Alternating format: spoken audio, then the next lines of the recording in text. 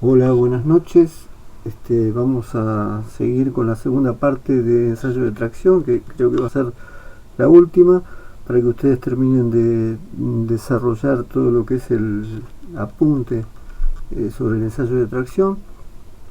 Este, Creo que mejoré un poco las condiciones del sonido, por ahí se escucha un poco más despacio, lo van a tener que poner a más volumen, pero logré sacar el tema de la distorsión.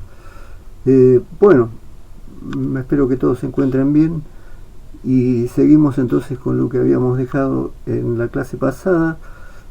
Acá tenemos lo que ya habíamos visto. Habíamos dicho que nosotros salimos de un diagrama carga-alargamiento que directamente lo da la máquina de ensayo con sus sensores, y que dividiendo las escalas, dividiendo por una constante las dos escalas, lográbamos sacar un diagrama convencional que tenía la misma forma, y que podría también pensarse en un diagrama real donde se tuvieran en cuenta las secciones reales.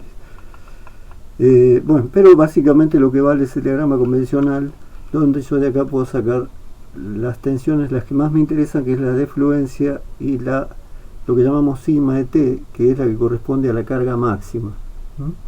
Sigma estático a la tracción. Muchos llaman a esta tensión de rotura. En realidad eso es una mala traducción del inglés. No es la tensión de rotura, porque en realidad se rompe en este punto. Sin embargo, bueno, se suele usar tensión de fluencia y tensión de rotura como la fluencia y la sigma de t. En muchos libros lo van a encontrar ya asumido como que este punto es tensión de rotura. Bueno, insistimos siempre que no es en realidad, porque este es el de rotura, que no tiene ninguna importancia porque a esa altura no va a llegar ningún material trabajando. Pero esta es la que a veces le llaman tensión de rotura, pero que en realidad, hablando con propiedad, es sigma estático a la tracción, o sea, la tensión máxima a la que llega el material durante el ensayo, y a partir de donde aparece la estricción. Bueno, vamos a ir pasando entonces, esto más o menos lo tenemos visto.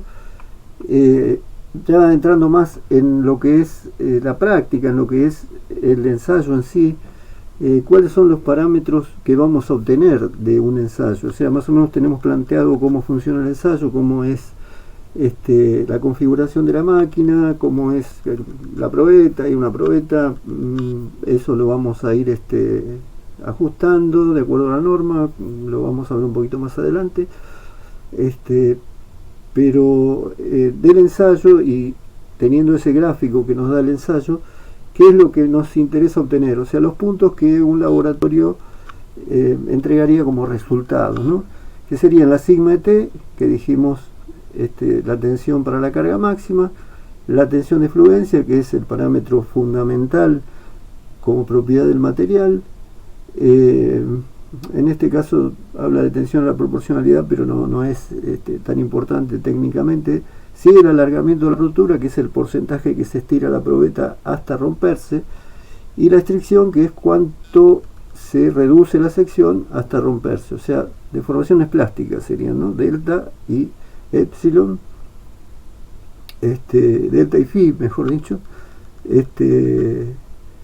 que son porcentajes de alargamiento de la probeta y reducción de la sección.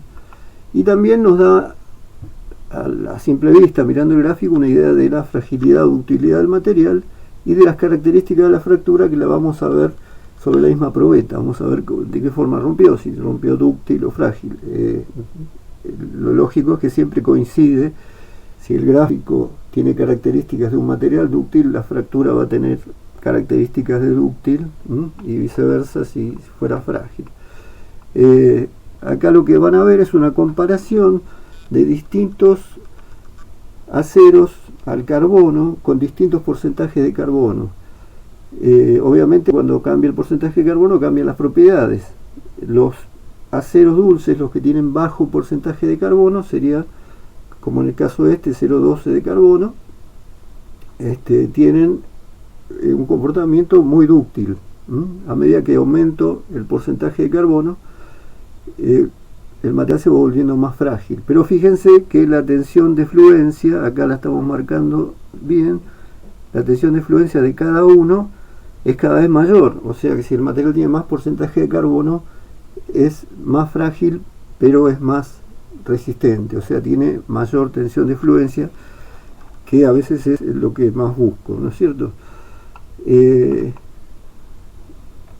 Otros metales y aleaciones de no ferrosos tienen un comportamiento así, o sea, no tienen un comportamiento tan definido como el acero, con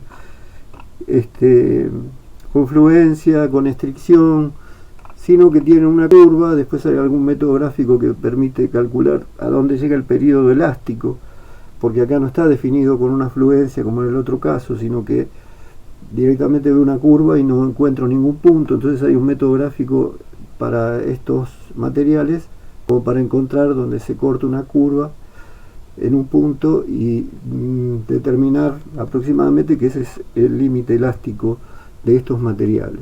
En el caso del acero es más simple porque existe la fluencia. Bueno, esto lo puede leer perfectamente. La rotura, le decía que es una cosa que observamos en el ensayo.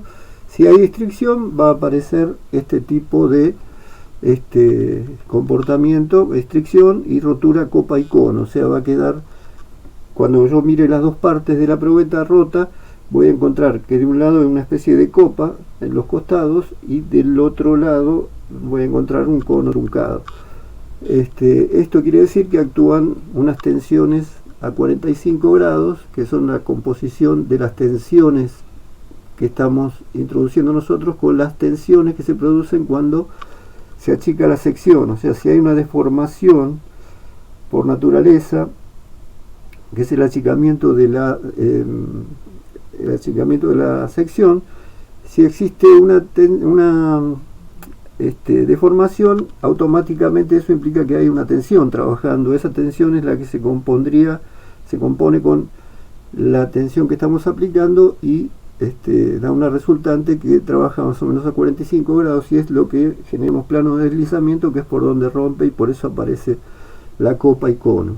En el caso de la rotura frágil, si el material es frágil, como decíamos, una fundición gris o una fundición blanca sin modificar, directamente se va a romper a 90 grados, no va a haber estricción, no va a haber copa y cono. O sea, esta es una de las conclusiones del ensayo, es decir, tiene fractura copa y cono, pero siempre coincide. O sea, un gráfico alargado va a dar fractura copa y cono. O sea, todas las características de dúctil van a coincidir, o de frágil.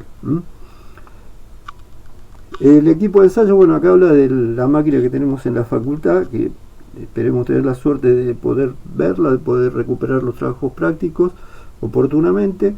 La máquina que tenemos nosotros es de 25 toneladas, o sea, 250.000 newton.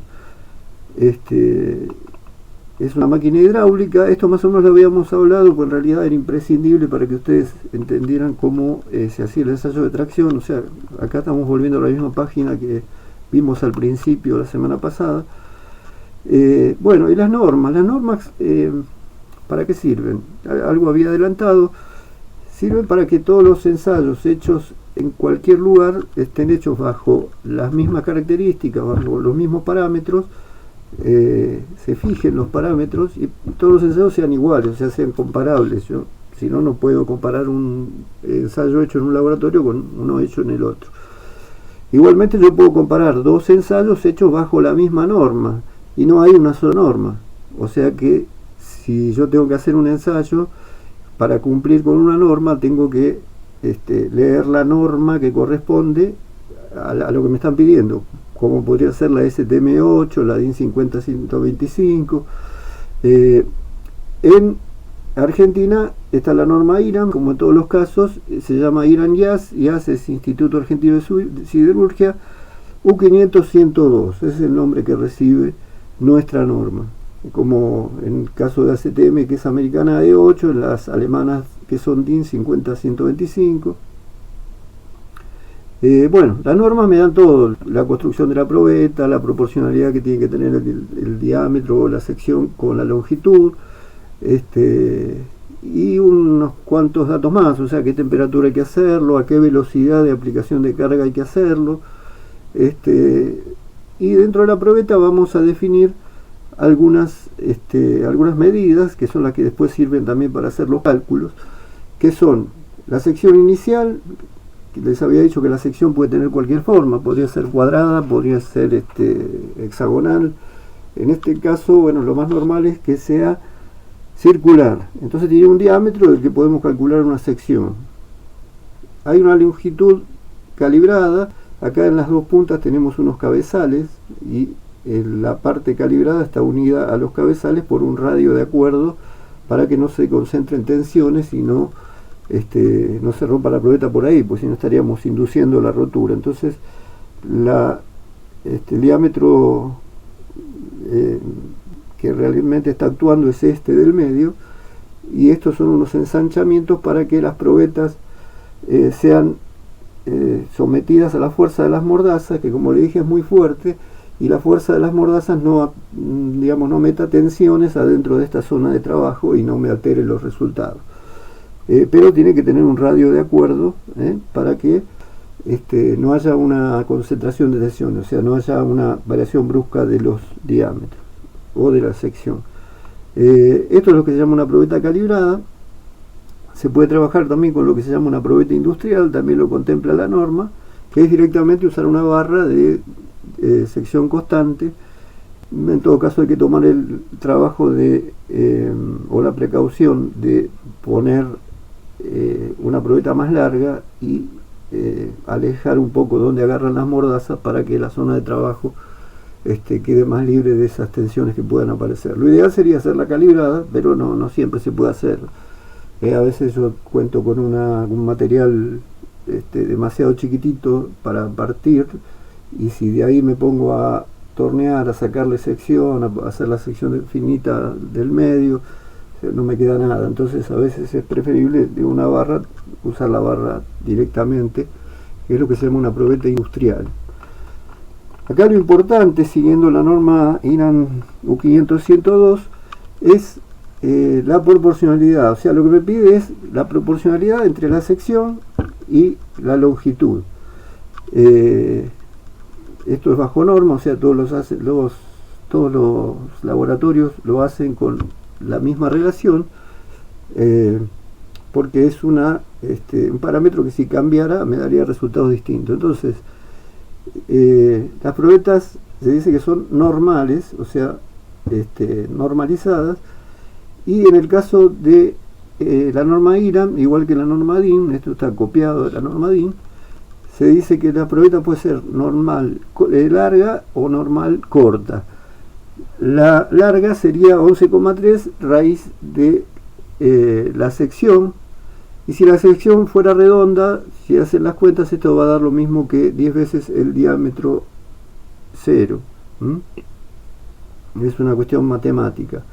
Si la probeta es de sección circular, directamente la longitud cero va a ser 10 veces de cero, y si la sección ya no es redonda, ya no podemos hablar de diámetro, hay que hacer el cálculo de la sección, multiplicar por 11,3 la raíz de la sección.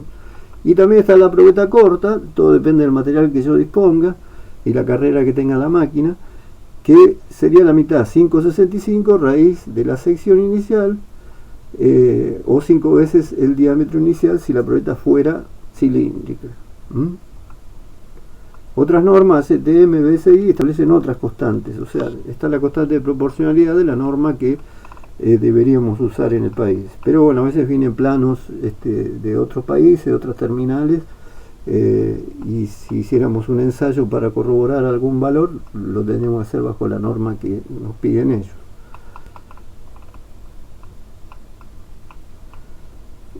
Entonces puede tener esto una longitud calibrada y una longitud L0 que está dentro de la longitud calibrada, que la voy a marcar. Voy a hacer dos marcas en los extremos del L0. Acá lo que se hace es marcar 10 veces, hacer 10 marcas entre los extremos del L0, que después cuando veamos el final del ensayo vamos a ver para qué sirven. O sea, la idea es que va a servir para corregir en el caso de que la fractura no se dé en el tercio medio de la probeta. Bueno, el método de amarre son, como les había hablado, un par de mordazas, las escalas y rangos de las máquinas. Bueno, esto lo pueden leer, eso les di el ejemplo de la máquina que tenemos nosotros. La velocidad de ensayo es una de las cosas que la norma fija. La variación de la tensión aplicada durante la deformación no debe ser mayor de 30 Newton por milímetro cuadrado por segundo, o sea, la velocidad con que aplico la tensión, para tener una aplicación cuasi estática de la carga, evitando, entre otras cosas, efectos de inercia que modifican los resultados. Bueno, acá eso implica en la mayoría de las máquinas de ensayo un alargamiento específico de 0,0025 sobre segundo.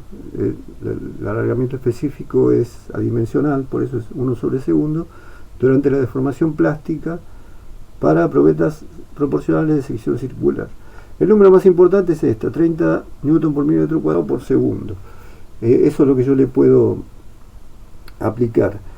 Porque el ensayo tiene que ser cuasi estático, o sea, esto representa valores que va a resistir el material dentro del periodo elástico, con cierta deformación, pero cargas estáticas, no cargas dinámicas. Entonces, que eso lo vamos a ver en el ensayo de impacto. Entonces, como son cargas estáticas, yo tengo que simular que estoy trabajando con cargas estáticas. Como estoy teniendo que incrementar la carga, porque si no, no podría hacer el ensayo, tengo que ir probando valores cada vez más altos, no puede ser totalmente estático el ensayo, o sea, tiene que haber un crecimiento de la de tensión para ver después qué pasa, ¿no? Y poder sacar el gráfico. Entonces, bueno, esto representa perfectamente condiciones estáticas si la velocidad esa es muy lenta, que es lo que decíamos acá. Al trabajar con velocidades lentas, esto representa condiciones estáticas y se dice que el ensayo es cuasi estático. Bueno, la medición de sección y longitudes finales, la sección es simplemente tomar el diámetro, si está ovalizada, tomar 2 diámetros y sacar el promedio, simplemente sacar la sección final. Y cómo se calculan las tensiones y los alargamientos y estricciones. Ya lo habíamos visto, pero bueno, la sigma ET es la carga máxima sobre S0, la sigma de fluencia es la carga de fluencia sobre S0, la proporcionalidad les decía que no tiene mucha importancia, porque en realidad la que se va a trabajar es la de fluencia, y la de proporcionalidad prácticamente no la vamos a distinguir de la de fluencia. Y después está estos dos valores que dan una idea de la ductilidad del material. Les había dicho que habíamos marcado un L0 que era proporcional a la sección. Eso es la longitud inicial. Con las deformaciones plásticas, obviamente, la probeta, cuando rompa, va a haber tenido una deformación importante. Si yo vuelvo a armar por el mismo lugar, vuelvo a ensamblar las dos partes, me voy a dar cuenta que si mido entre las dos marcas del L0 que había hecho, voy a sacar una longitud final que es mayor. Cuanto más dúctil el material, más aguanta deformaciones plásticas, entonces es más dúctil.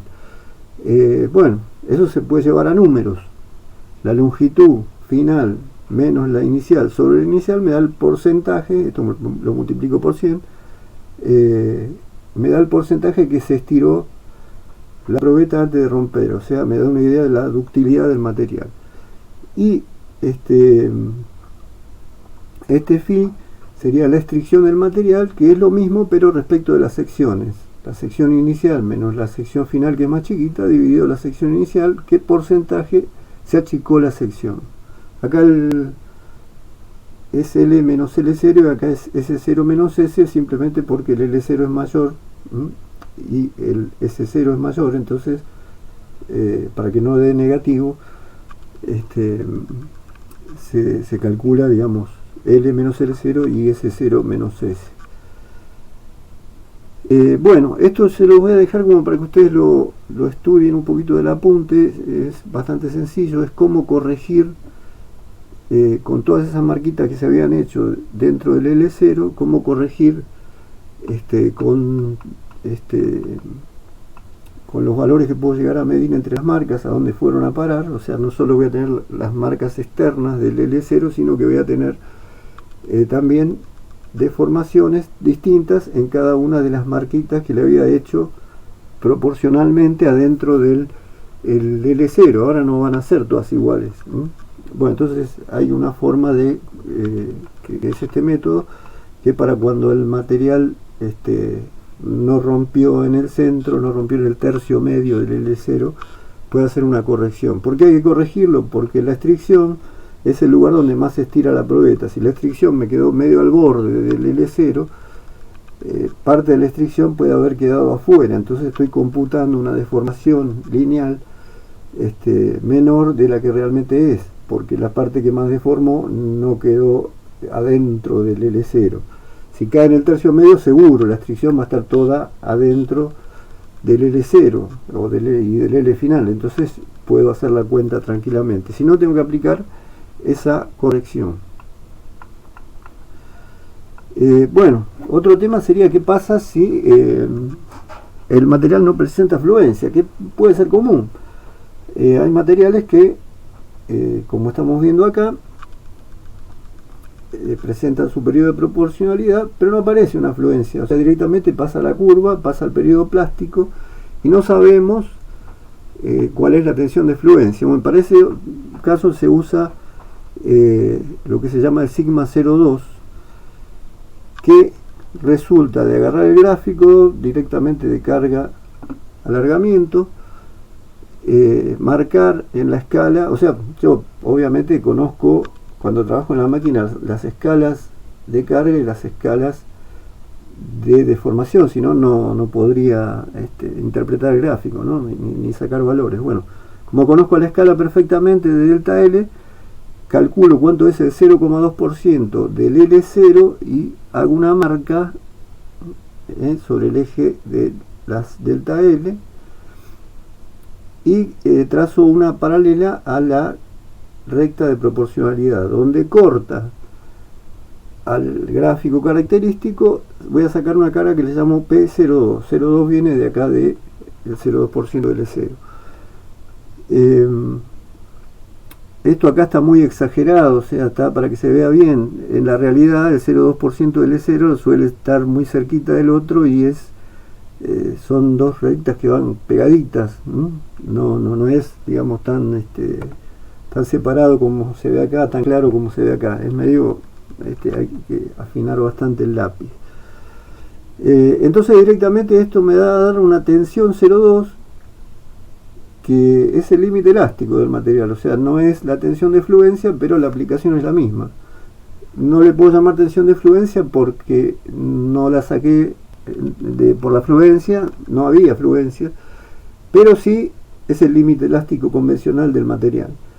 Es este P02 calculado gráficamente dividido S0, lo trabajo como si fuera la tensión de fluencia y eso me da el sigma 0,2. Ese sigma 0,2, si yo tengo que informar en un protocolo de ensayo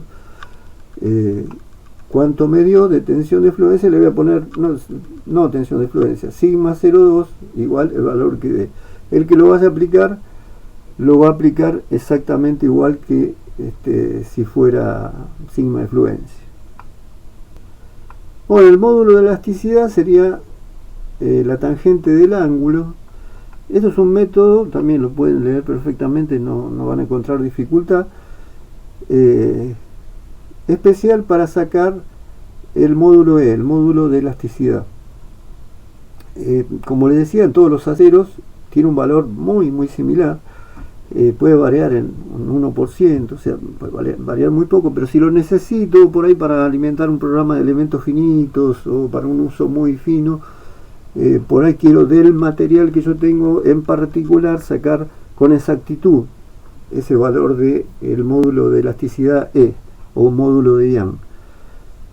Lo que se hace es llevar el material a una deformación elástica y lineal, o sea, parar ahí el ensayo antes de que se entre en la curva. Esto se corre directamente con el registrador, es simplemente mover la pluma, es algo manual, se descarga, se vuelve a correr, se vuelve a cargar. Bueno, vamos a tener 6 rectas y le vamos a medir el ángulo con mucha precisión, y el promedio de esos ángulos me va a dar un valor que me va a permitir con la tangente del ángulo sacar el módulo de elasticidad preciso de ese material. Esto normalmente no se hace en aplicaciones de ingeniería, es algo medio científico.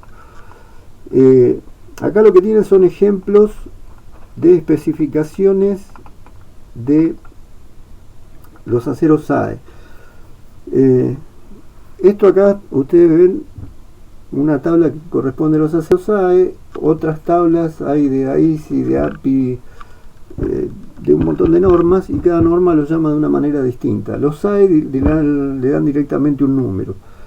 El número tiene que ver con la composición química del material, y las propiedades, como vimos en esa superposición de gráficos de distintos porcentajes de carbono, las propiedades tienen que ver con esa composición química, particularmente con el carbono. Después existen un montón de aleaciones que cambian totalmente el gráfico, cromo, vanadio, molibdeno, silicio, bueno, un montón de aleantes. Eso ustedes lo vieron en materiales metálicos, que van a dar gráficos distintos. O sea, por eso yo tengo que hacer un gráfico de tracción para cada composición química. Si nos mantenemos dentro de la composición hierro-carbono solamente, podríamos tener una tabla. Todos los SAE que son 10, como los dos primeros dígitos, son aceros al carbono, y los otros dos números me dan el porcentaje. Esto sería 0,01, 0,015. Estos valores definen, o sea, la composición química define el número SAE que yo le voy a dar. Bueno, acá hay variantes: laminado en caliente, templado, distintas formas de templado, pero fíjense que para cada composición química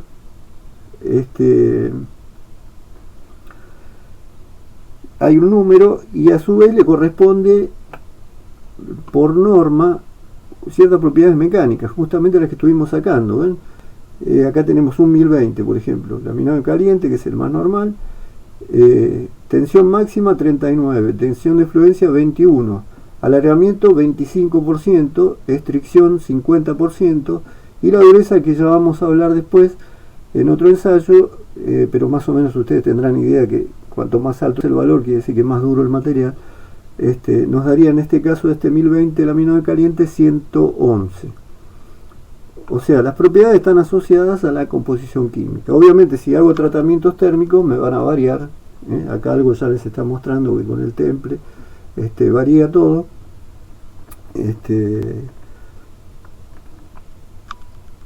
Por eso es importante que ustedes tengan en cuenta que las propiedades de un material, que son las que vamos a sacar con este tipo de ensayos, tiene que ver con dos cosas: con la composición química del material y con los tratamientos que haya tenido el material, sean térmicos o sean mecánicos. O sea, un laminado ya cambia la forma de los granos, los tamaños, y ya genera una modificación de las propiedades. Y un tratamiento térmico, lo mismo. Bueno, entonces van a encontrar que para todos los aceros de esta serie 1000 hasta llegar al 1095, que no es de uso muy común, van a obtener los distintos parámetros que se obtendrían de un ensayo. Supuestamente, si yo agarro un 1045 laminado en caliente, tiene que estar en estos valores, dentro de cierta tolerancia, en estos valores las propiedades. Si no están en este rango, si están muy lejos, evidentemente no es un 1045. Pero ustedes van a encontrar tablas así en las normas. Esta es la clasificación SAE, y van a encontrar distintos porcentajes de carbono y sus propiedades. van a encontrar otras páginas donde acá en lugar de ser 10 sería 41, un acero al carbono molibdeno. Entonces en este caso acá cambiaría el primer número y estos dos números siempre serían los porcentajes de carbono, que es lo más importante. Como ven, bueno, igual que habíamos visto en los gráficos iniciales, los de bajo contenido de carbono tienen baja dureza. Fíjense cómo va subiendo, subiendo, subiendo hasta que llegar a 401, partiendo de 95. Y los materiales de bajo contenido de carbono tienen baja fluencia, 18, 19, 21, y los 1095 tienen alta resistencia. Ya me llegó a 101, pero lo que pasa es que pierden ductilidad, o sea, el 1010 tiene un 28% y el 1095 tiene un 11%. Entonces eso es lo que veíamos en esa tabla, donde veíamos varios gráficos parecidos, pero cada vez más altos y más cortitos. Bueno, acá en el apunte ustedes van a poder ver todas las normas que hay, todas las Iran Gas, la U500-102, acero, método de ensayo de tracción, que es la que estuvimos hablando. Las ASTM tienen sus equivalentes, pero no son iguales, o sea, son cada una puede tener diferencias en cuanto a la medida de la probeta, la forma de hacer el ensayo, la velocidad. Cada una usó, digamos, los parámetros que quiso, pero dentro de la misma norma siempre se mantienen los mismos parámetros externos, digamos. Acá están las normas, la comparación de la ley de semejanza, el L0 respecto del S0 para la IRAN, para STM, la norma francesa y española, la BCI que es la inglesa, la DIN que es la alemana. Acá estarían para la norma E8. A nosotros la que nos importa es esta, que es la DIN, que sería el equivalente a la IRAN, donde, bueno, si se fijan acá hay normal corta, normal larga, como habíamos dicho, y está todo en proporcionalidad con la sección. No hace falta ir a la tabla, o sea, es muy fácil, 5,65 por raíz de C0, hacer directamente la cuenta. Acá en la norma IRAM está mucho más claro, digamos, con un solo dibujito. Acá me dice, por ejemplo, si es normal larga, L0 es igual a 11,3 raíz de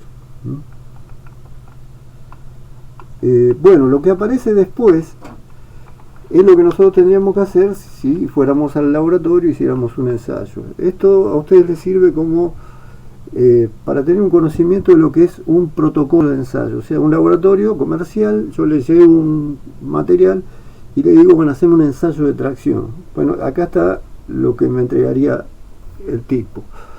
En este caso, bueno, es más académico, asignatura, trabajo práctico, pero lo que siempre va a ir es fecha del ensayo, normas en que se basa el ensayo, otras normas consultadas, qué máquina usé, qué equipo auxiliar, qué material más o menos sé que es antes de hacer el ensayo, tipo de probeta que usé, industrial, calibrada, observaciones, los rangos de carga de la máquina, la velocidad de ensayo, la temperatura, que esto se hace siempre a temperatura ambiente, pero temperatura ambiente puede ser tanto 10 como 15 como 20, se pone la temperatura medida.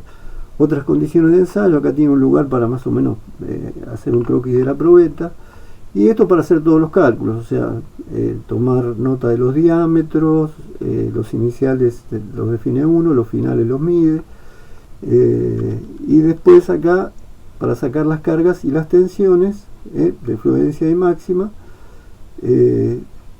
mido las cargas por escala en el eje Y, según los milímetros que me dio, multiplico por la escala y saco la carga que corresponda. Y después, para sacar la tensión, aplico esta fórmula, como siempre, la carga dividido la sección. Y para sacar el alargamiento de rotura y la estricción, que el resultado va a ir acá abajo, voy a tener estas fórmulas que ya las vimos. Bueno, como práctico, digamos, uno dibujaría acá el croquis de la fractura. Si le dio un valor alto de alargamiento de rotura y de estricción, seguramente le di una fractura copa y cono. Bueno, acá habría que hacer un planito de cómo quedó la probeta de la fractura copa y cono. Y bueno, después tienen observaciones, conclusiones, y eso sería el práctico. Como ven, el práctico, si bien vemos un montón de teorías, se reduce al cálculo de 4 parámetros. El alargamiento y la restricción. Quería hacerles agregarles algo a esto que no está acá, que es ¿qué ocurriría si yo al material le interrumpo el ensayo cuando entró en el periodo plástico pero todavía no se rompió? Vamos a volver al gráfico característico. Supongo que vamos a ir al carga alargamiento, que sería el que yo estoy viendo mientras trabajo con la máquina. El ensayo arranca mientras yo no pase la tensión límite elástico. Si yo descargo, la máquina puede hacer eso, puede sacar la carga que está aplicada, la puede ir bajando despacito. Si estoy dentro del límite elástico, como dijimos, no hay deformaciones permanentes, por lo tanto la pluma tiene que volver exactamente por el mismo camino, o sea, va a volver, y yo lo puedo hacer un montón de veces y siempre va a volver por el mismo camino. Ahora, si me metí en el periodo plástico, ya hay deformaciones plásticas, esas no las va a recuperar, justamente porque estoy en el periodo plástico. Entonces, en este caso, supongamos que yo llegué hasta acá y suspendo el ensayo. Acá va a bajar la pluma por una paralela a la recta elástica, porque la constante elástica sigue siendo la misma, igual aunque entró en el periodo plástico, la constante elástica es la misma, y esto va a describir una recta acá. O sea, el ensayo va a ser hasta acá, entré en el periodo plástico, pero ahí frené, no lo llevé a la rotura, y vuelve por una paralela a la recta de proporcionalidad. Ese material en realidad quedó con deformaciones plásticas, pero no se rompió. Ni siquiera entré en restricción, donde ya lo arruinaría. Ese material yo lo puedo volver a ensayar.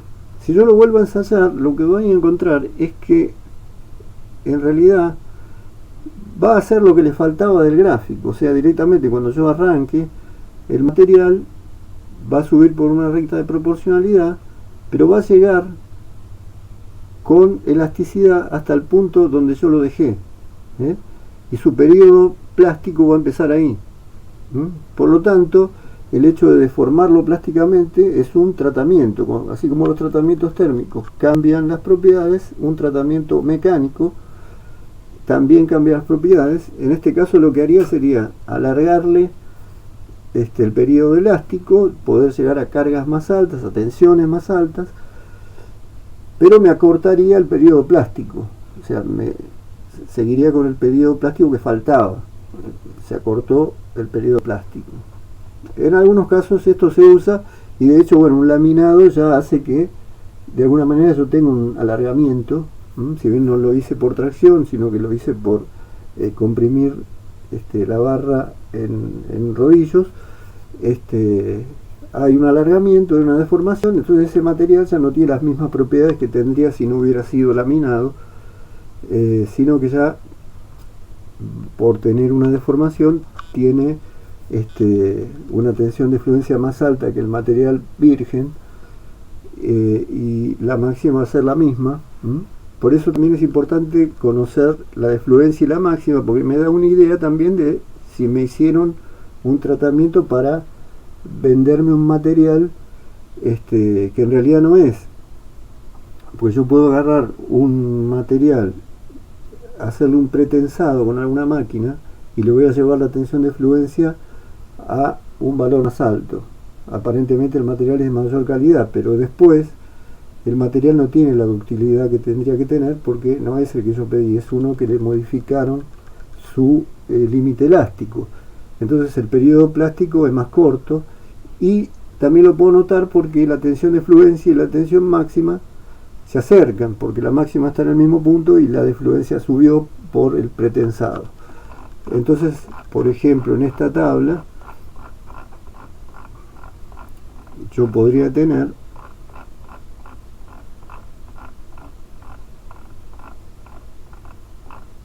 acuérdense que les dejé acá como para ver un poco cómo es el método de corrección cuando no cae en el tercio medio. En este caso yo por ejemplo tendría un 1020 y si me lo pretensaron yo voy a tener una máxima de 39 igual, pero por ahí la defluencia se acercó, se fue a 34, entonces me dieron una tensión de fluencia por una deformación plástica, pero yo me doy cuenta porque estos dos valores se acercaron. También por eso se toman dos puntos importantes, que es la fluencia y la máxima, porque la máxima de alguna manera define al material. Bueno, con esto tendríamos, acá tienen la bibliografía. En estos momentos va a ser medio difícil que vayan a una biblioteca, por ahí pueden levantar de internet o de algún lado algo. El libro más famoso es Laboratorio de Ensayos Industriales de González Arias. Este libro es muy completo. Bueno, lo que es recopilación de clase, todo eso es lo que estamos viendo. Después hay otro muy bueno que es el ensayo de materiales y control de defectos en la industria del metal de Studeman, que es un libro que ya está recontragotado, es un libro español, pero todavía está en algunos lados. Si pueden llegar a conseguir, yo lo que podría ver es si puedo escanear por lo menos los capítulos más fundamentales y pasárselos también. Obviamente fundamentado en la pandemia, fundamentado en que estamos en una situación de emergencia, porque obviamente no es lícito copiar libros. Así que bueno, ustedes ya con esto tienen para finalizar todo lo que es el ensayo de tracción. Véanlo bien, me mandan algún mail si tienen alguna duda. Estamos preparando para ver si alguna clase la vemos por videoconferencia, aunque creo que con este método se están arreglando bien. Después, bueno, yo les comenté el tema de las evaluaciones, que eso se está barajando distintas posibilidades. Pero bueno, por ahora lo importante es estudiar, entender esto. Lo importante es que entiendan, digamos, el objeto de estas clases también son no solo darles ciertos conocimientos, sino también asistirlos para que ustedes puedan seguir estos prácticos, estos apuntes, y de ahí, al interpretarlos, también tener todo el conocimiento suficiente como para conocer los temas.